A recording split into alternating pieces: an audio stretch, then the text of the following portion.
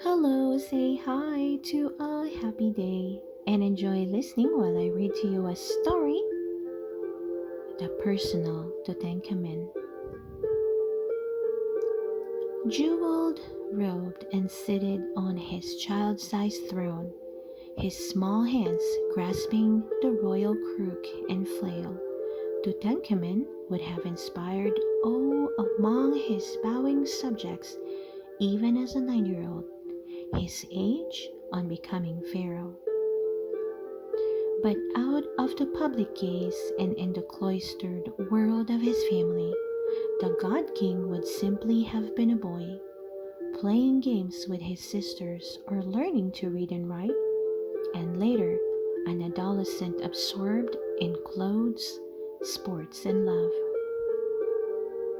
Although his percentage is uncertain, Tutankhamen is thought to have been the son of the pharaoh Akhenaten and Kia, a minor queen.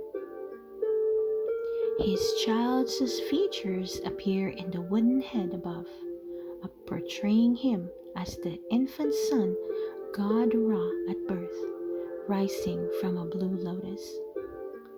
Examination of his mummy revealed that as a young adult, he was small boned and 5 feet 5 inches tall. The king's slight frame cannot be attributed to poor nutrition. The contents of his tomb reflect a nourishing diet consisting of breads and cakes made of wheat and barley, protein-rich foods such as beef shoulder and sheep ribs, seasoned with spices and sweetened with honey. For dessert, there were dates, figs, grapes, almonds, and fruits of palm. Perhaps he snacked on watermelon seeds. 11 baskets of them were found. And he was amply provided in the afterlife with at least 30 large jars of vintage wine. Tutankhamun's reign was dominated by powerful adults demanding his acquaintances in schemes for reviving the old gods that had been cast aside by Akhenaten in favor of one divinity, the Aten. At age 18, he died. Some evidence of a blow to his skull has led to the suggestion that his death resulted from an accident. It has also engendered speculation that he was murdered.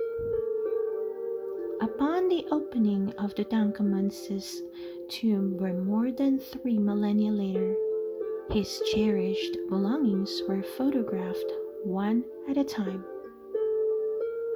Instead of scrolls proclaiming mighty deeds, there were artfully rendered scenes of domestic bliss and leisure time pursuits. Bared were the mundane details of his existence. Amid elaborate finery lay abundant stories of the young pharaoh's underwear. The attractive youngster whose cherubic features are sculpted in gold atop a child's staff must have charmed his doting relatives. It is easy to visualize the Tutankhamun's small figure scampering along the garden paths of the North Riverside Palace in Akhenaten, the capital, or absorbed in the ancient board game of Senate. He would continue as an adult to play such games, 4 of which accompanied him into his tomb. No record of his boyhood academic achievements has been left, but he probably began his education at 4, as did other well-born Egyptian children, learning first to read, then to write. A great quantity of scribal equipment was placed in his tomb. In the afterlife, his people believed a pharaoh serves as a scribe to the sun god. Tutankhamun's adolescent pursuits are variations of those familiar to teenagers today. He collected one-of-a-kind items, loved to drive his chariots, and despite his apparently frail physique, entered enthusiastically into sports such as swimming, fishing, and hunting. In addition to pursuing waterfowl, hare, gazelle, ibex, antelope, and ostrich, he may even have gone after the powerful and dangerous hippopotamus. As a child, Tutankhamen had practiced for hunting and warfare with a miniature foot-long bow.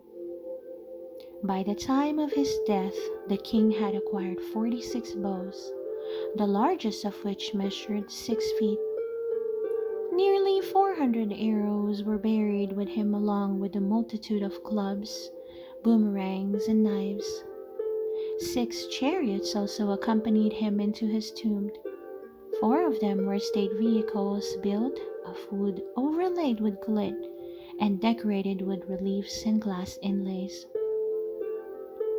The 2 lightest were especially suitable for swift maneuvering during hunting. A cane ornamented with 2 captives, a Nubian and an ancient bound together, was one of some 130 walking sticks deposited in the king's tomb, each different from the other. Tutankhamun may well have collected them as a hobby, amid staves of ebony, ivory, silver, and gold was one simple reed. It suggests that while strolling along the Nile one day, the boy king decided to make a stick for himself. Banded with gold at the top and the bottom, the staff bears a proud inscription, a reed that His Majesty cut with his own hand. Dressing of the pharaoh was a ritual event carried out in front of favored courtiers. That Tutankhamen was well equipped to fulfill this duty is attested to by a profusion of items from the tomb: clothing, sandals, necklaces, jewels, a pair of mirror boxes, and a life-size wooden mannequin bearing the king's visage, cut off at the hips and above the elbows. Its body was painted white to imitate a shirt and was probably used for displaying robes or elaborate jeweled collars. Under his customary knee-length kilt, the pharaoh wore a triangular linen-lined cloth tied around the waist. More than 100 of these were found, all neatly bundled, some paired with coats. The standard coat consisted of a rectangle of linen wrapped around the waist, fastened in front with a long overlapping end arranged in pleats. Sometimes the king wore an undershirt which were adorned with embroidery at the neckline. Even such simple garments represented a significant investment of labor. The making of one of his childhood shirts, by some estimates, took 3,000 hours. Gloves were rare and were worn only by the upper class. Tutankhamen's 27 pairs amazed modern glove makers, for they were sewn with a stitch unknown until it was reinvented in the 18th century. The child's glove of the fine linen, ties at the wrist. Like other Egyptians mindful of appearance, the young pharaoh outlined his eyes daily with kohl, a paste of ground malachi mixed with water and kept in a container like the double cold stick made of wood, glass, and ivory. Below, it is an ivory duck-shaped cosmetic case that swivels open. Affectionate glances passed between Tutankhamen and his only queen, Anaxinamun, in the ivory inlaid scene on the lid of an elaborately decorated casket from the tomb. The smiling, lightly clad queen proffers twin bouquets of lotus flowers to her husband, who bends toward her, his hand raised in greeting. Such delicate scenes of intimacy appear on other artifacts as well.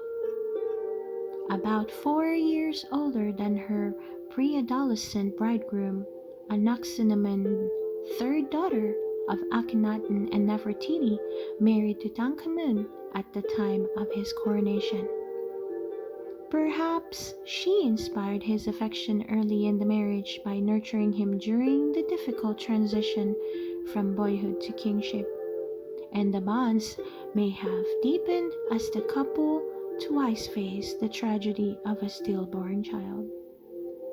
Later, when her husband's tomb was about to be sealed, the grieving widow apparently placed a remembrance, a wreath of cornflowers, on the golden brow of his second coffin. Since these flowers bloom from March to April and burial preparations took 70 days, the flowers revealed that Tutankhamun must have perished during the pleasantly cool Egyptian winter. The end. I hope you enjoyed listening to this story, The Personal Tutankhamen. Please don't forget to hit that like button and subscribe to listen to more of our favorite book stories. See you soon!